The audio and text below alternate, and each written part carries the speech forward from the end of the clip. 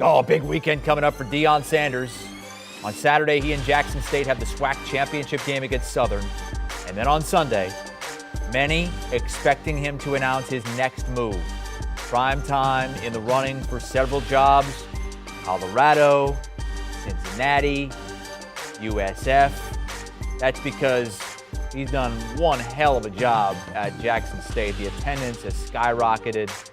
The program has not lost this season. After starting 4-3 in year one, he's 22-2 over his last two seasons, including a perfect record in the SWAC. And he signed the #1 recruit in the country this year in Travis Hunter. All right, let's get Tom Fornelli in here. Tom, before we get into the potential destinations for Deion Sanders, do you believe he has shown enough that he is ready as a head coach, basically a CEO of a college football program, to make that jump to a major program and make a major difference? I mean, I think he has. If we look at some coaching hires lately in both the NFL and college level, I mean, we've seen Jeff Saturday go from the television booth to an NFL head coaching job despite not being a coach at the NFL before. We saw this week Trent Dilfer go from a high school job to an FBS job at UAB.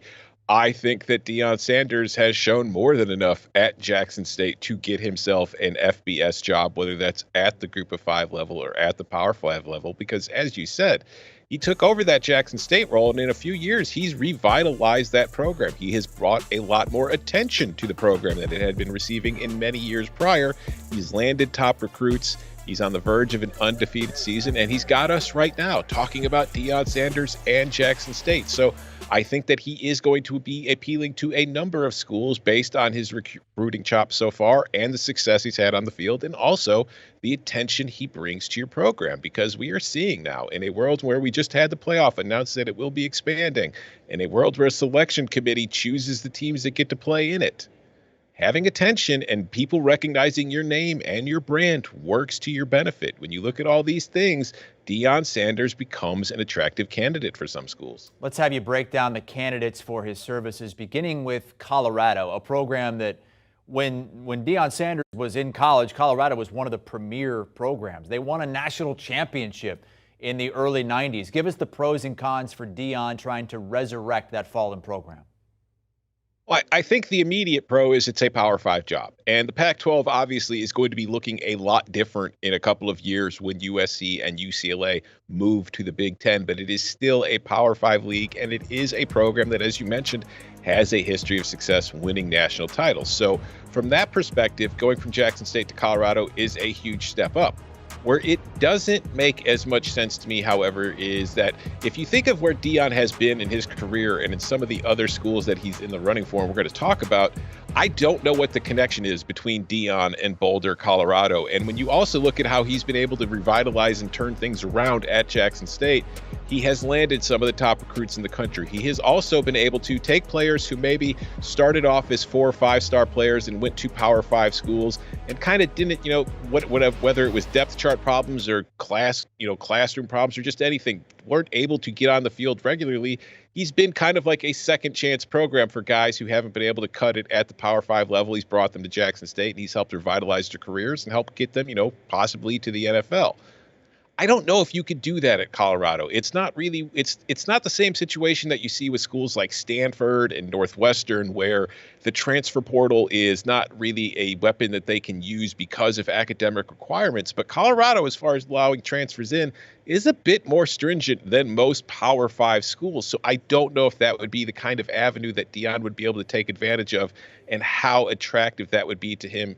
And I also don't know if he's going to be able to convince kids to come to Boulder compared to where, it's located, compared to where most of the recruiting he's done in his career is in the Southeast. Boulder is a long, long distance away, and it's very different from where most of these kids have grown up. So I don't know how appealing it is there. And also, if you look at some of the facilities, I love Folsom Field, but if you look at like the indoor practice facilities compared to what other Power 5 programs have, Colorado is not quite there yet. So from Colorado's perspective, I understand it completely, because Deion would bring some electricity and some attention to a program that could use it, maybe get some momentum going towards reaching those goals. But I don't know how much sense it makes for Deion right now with some of the other options on the table. Yeah, you said really no tie-ins there. With our next school, there's a definite tie-in. You have to think outside the box a little bit, but Cincinnati, he played for the Cincinnati Reds for a short time, and Cincinnati is no longer going to be a group of 5 program. They're moving to the Big 12 next season. What do you think about that potential spot for Deion?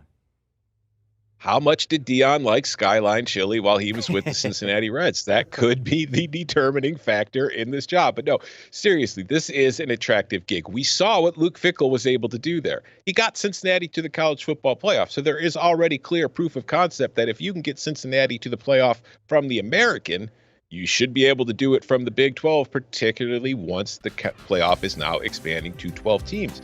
And we have also seen that Luke Fickell was able to turn that job into a Big 10 job. So if Deion has his sights set on an even larger job down the road, he could view Cincinnati as an excellent way to kind of get his feet wet at the FBS and Power 5 level and turn that into something bigger. But more importantly, if you look at Cincinnati, it is a school that has had success. It is a school that has, developed NFL players. There were 9 Bearcats taken in the draft last season.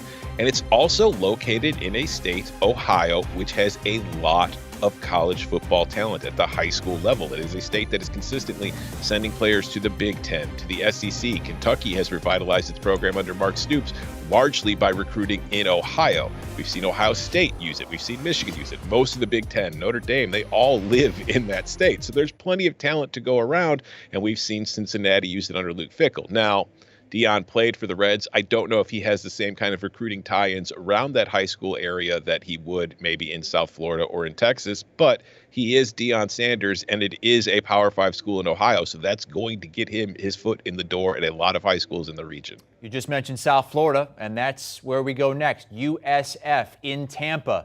It's a program that's going to remain in the American Conference, but it's on fertile recruiting ground, and it's in Deion's home state of Florida. Yeah, see, this is the one of the 3 jobs we're talking. This is the one that isn't the Power 5 job, but it's also the one that I think makes the most sense to me if I'm Deion and I'm weighing these options. I think Cincinnati's a great gig if he can get it, but I think for me, if I'm Deion, South Florida makes a lot more sense because, as you mentioned, it's in Tampa. It is in Florida, a place where he is very familiar with, a place that is loaded with high school talent. I just talked about how much talent is in Ohio. Florida has a whole lot more. It feeds a lot of schools in the SEC, the ACC, the Big Ten. Everybody who's trying to win football games is recruiting in the state of Florida every single year. That's how much talent is there. And I mentioned earlier about the way that Deion has done things at Jackson State, where he's used the transfer portal to his advantage to give kids that maybe didn't work out at their original schools second chances to show themselves and prove themselves. What better place to do that than at USF, where a lot of those, you see, like I just mentioned, the Big Ten recruits Florida. Everybody recruits Florida. Kids move far away from home. Things don't work out. When they transfer, we see most kids prefer to transfer back closer to home. So for all the Florida kids that maybe don't end up at South Florida to start with, who go to a Big Ten program or an SEC program or an ACC program, who want to transfer to find a way to the playing field, why not come home? Come to Tampa, play for Deion, play in a conference that is losing its biggest powers right now. UCF is leaving, Cincinnati is leaving, Houston is leaving. There's going to be a vacuum in which somebody is going to take hold of the American Athletic Conference and become the new premier program in that league.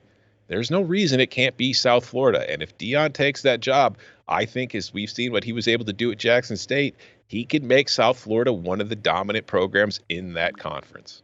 Well, we should find out sometime this weekend after the SWAC championship game. Deion Sanders leading Jackson State into that game against Southern, and might be a perfect season. And he might be riding off somewhere else into the sunset or sunrise, I guess, for whichever program lands Deion Sanders in FBS play. That's Tom Fornelli. You can hear him on the Cover 3 podcast. Latest episode with championship week breakdowns. Big game coming up on Friday night, Pac-12 championship game, USC and Utah. That's going to help set the table for everything on Saturday. Do you want a sports network that delivers everything that matters about the game? The highlights, the picks, the instant analysis, no yelling, no fake debates, no politics. Hit the subscribe button and never miss a moment.